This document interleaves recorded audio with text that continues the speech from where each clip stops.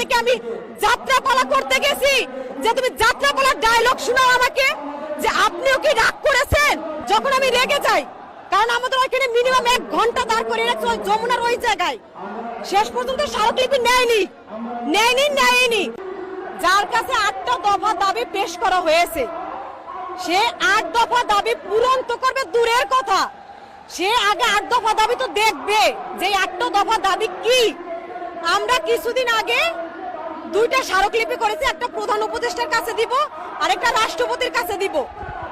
প্রধান উপদেষ্টার কাছে যখন আমরা দিতে যাই স্মারকলিপি, উনি ছিলেন না। প্রেস ক্লাব থেকে পুলিশ আমাদের আটকায়, আমরা তাদেরকে বলছি, রিকোয়েস্ট করছি যে আমরা আজকে আন্দোলন করতে আসিনি, আমরা কোনো ব্যানার নিয়ে আসিনি, আমরা চাইলে 5000 লোক নিয়ে আসতে পারতাম, আমরা মাত্র 10 জন লোক গিয়েছি, শান্তিপূর্ণভাবে একটা স্মারকলিপি দিতে যাব। আমাদের প্রেস ক্লাব থেকে আটকায় সেগুনবাগিচাতে, সেখান থেকে আটকায় মৎস্য ভবনে, পুলিশ স্টেপ বাই স্টেপ আমাদের আটকায়। দেন ফাইনাল যখন আমাদের আটকায়, আমরা বলছি যে অন্তত পক্ষে আমাদের 2-3 জনকে যেতে দিন, আমরা জাস্ট স্মারকলিপিটা দিয়ে চলে আসব।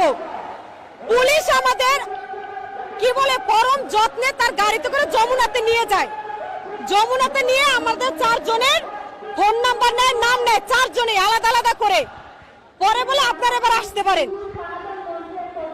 পুলিশ সাহেবরা বলছি আপনি এবার, আমার যদি আপনি বলেন যে আপনি এবার আসতে পারেন, তাহলে আমরা কেন পরম যত্নে আপনার গাড়িতে করে যমুনাতে নিয়েছেন?